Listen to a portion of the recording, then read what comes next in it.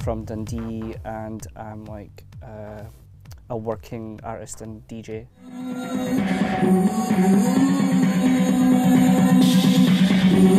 Got a set of decks for my Christmas one year, and was just, you know, obviously doing like bedroom sets to myself, mucking up the vinyl and everything, and then kind of started to take it a bit more seriously when I was about 17. And then from there I've just kind of DJ'd on and off for like the last 15 years.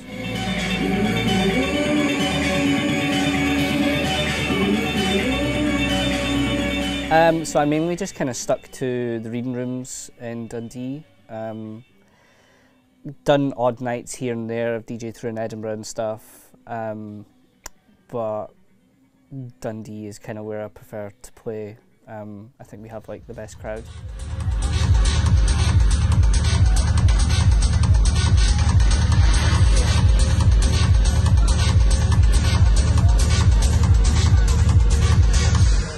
I play pretty heavy techno, kind of like progressive techno, verging into like breakbeat sort of stuff.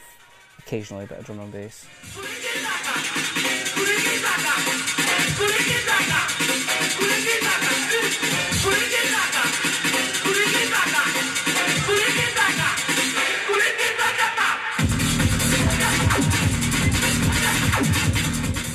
There was like a massive gap for an actual like queer club night. They've got like drag shows and stuff like that, but all just kind of like caters to like the cis-normative side of being gay. And we decided that we wanted to do our own thing because we were into kind of like more alternative music, being drum and bass and stuff like that.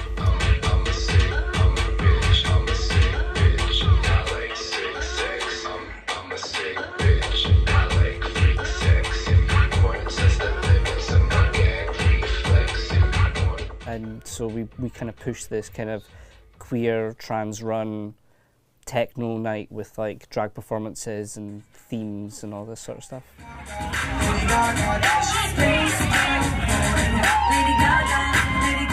In Scotland, I think that we are the only people that put on a night like we do, with the style of music being pretty high energy, and mixing in performances and themes.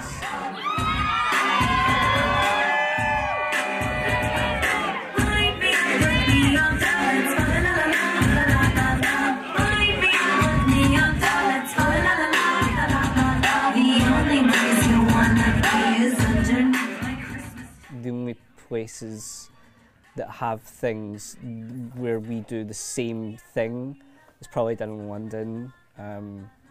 Nights like Torture Garden and Inferno and stuff like that.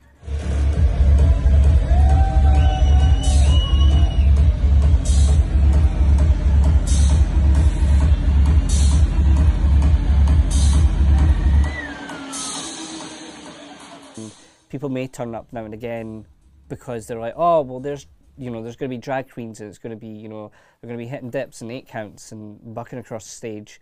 And then they arrive and they face, crazy strobe lights and really like hardcore music and like alternative performances, and they're like, this is nothing like that. And I don't ever aim to have a night like that. I get kind of antsy with people when they're like, oh, I need to come to your show, and I'm like, I don't run a show, I run a club night. It's totally different. You don't get to have a sit down and a packet of crisps at our club night. It's you come to dance and enjoy yourself and have fun in a different way.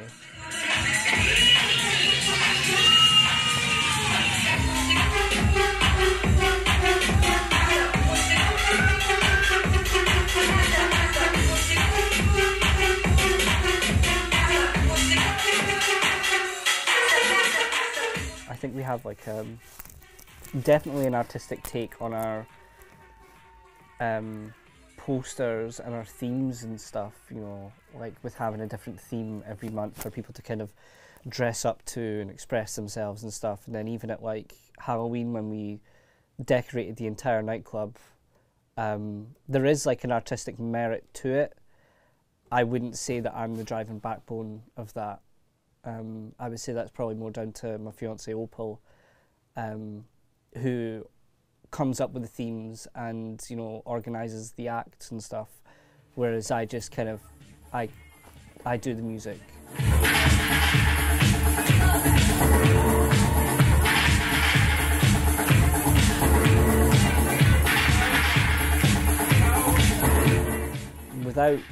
Without Grant or Jim, the proprietors, like I wouldn't have a night, and you know, I wouldn't have gotten the chance to DJ in the reading rooms, you know, had they not taken the chance. And you know, it was just kind of on a whim. At the bar one night, Jim had turned around to both of us and was like, "Why haven't you got anything here yet? Why haven't you asked to do anything?"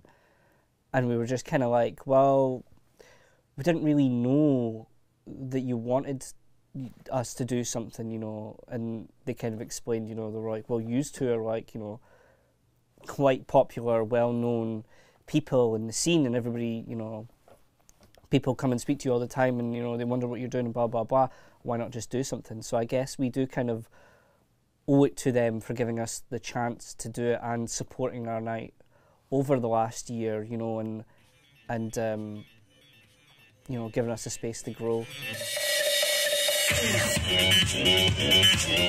I'm quite a calm person, like all the time, you know. I'm quite, I wouldn't say understated because of like how I look and stuff, but you know, personality wise I'm quite, you know, like chill, but people then see me like, you know, when I'm DJing and behind the decks, and I'm like jumping about and singing and dancing, you know, and kind of, you know, getting my life, and I feel that, you know, that is purely from the DJing and the playing of the music, and you know, it gives me the chance to express myself in a way, and I love giving other people the chance to do the same thing, and come and play their sets, and you know, and show people what inspires them, because that's what, for me, like playing music, I want people to hear things that they've never heard before, and hear things that like 3 months down the line they're still going to be like, "Oh, remember like they played that tune at Gloss and it was, you know, just pure like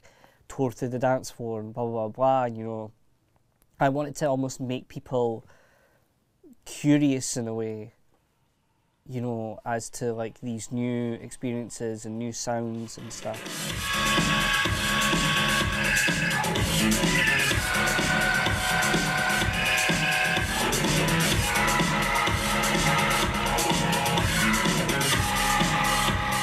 I'm no stranger to fashionable looks and just looking good, and people would think I'm in costume or whatever and blah blah blah, but I'm not I wouldn't ever call what I do being in costume or anything, you know. It's like I'm just kind of, I'm looking hot, I'm looking sexy, I'm looking nice, you know. I love having a theme to adhere to for dressing up. Like we did my birthday and we made it like fetish wear theme, so people were turning up in like, you know, fucking leather hoods and harnesses, and you know, and like practically naked and latex and all this sort of stuff. Our Halloween one was obviously Halloween costumes, so that would be costumes. We just did Miami winter, which was, you know, fur coats and bikinis in November, which was very cold. But yeah, no, I think that aspect of it is quite important, and I think thrilling for people, because people might not get the chance to come and obviously see someone like me behind the decks, and then in the same instance not have the chance to kind of like dress up and express themselves in that sort of way elsewhere.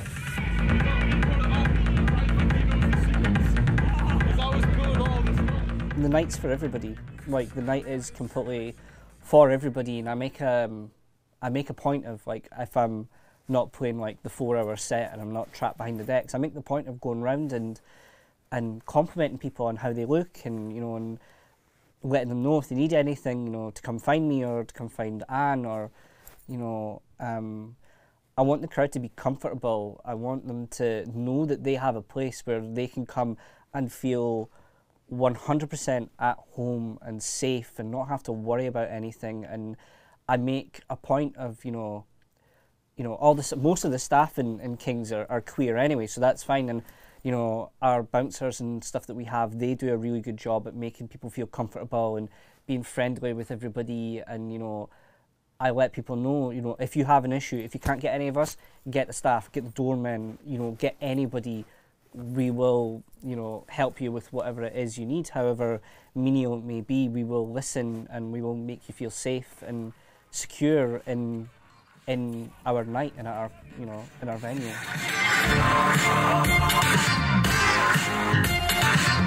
Try standing there for 4 hours and, you know, having enough music, you know, and knowing how to play it and knowing what to play and when to play it, and, you know, and being able to read a crowd, you know, and just even having a taste in music to begin with. You know, I know many DJ and have met many DJ that have no fucking taste in music, that will just, you know, Spotify top 100 and just, you know, go and download the latest fucking David Guetta or, you know, whoever, this type of music, you know, and that's all they do. They just play from like a, you know, a radio playlist and stuff. They don't actually have a talent in being able to listen to good music and knowing what good music is.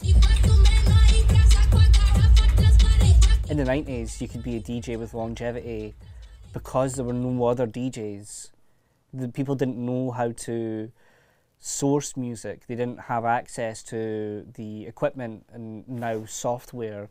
They didn't have so much information coming in from them from the internet and YouTube and everything to be able to turn around and go, well, I could do this, you know. And I think now with the amount of people who are turning around and going, oh, I'm going to DJ as well, and oh, my friend's going to DJ, and I'm going to start a night with my 9 pals, you know, and we're all going to do 15-minute back-to-back sets, you know, you know, and their 15 pals has another 20 pals that are going to come and do, you know, longevity is a thing that just doesn't exist now in DJing, and I think you have to be really unique in your, I guess now, style and what you play and how you play and where you play. You kind of need to like think about it a bit more, because you could just be forgotten about now. Like, there are so many producers, music that I still play from producers who released 3 EPs and played like 4 sets and then just like faded into obscurity, never to be heard of again. And I think it happens to a lot more DJs nowadays as well.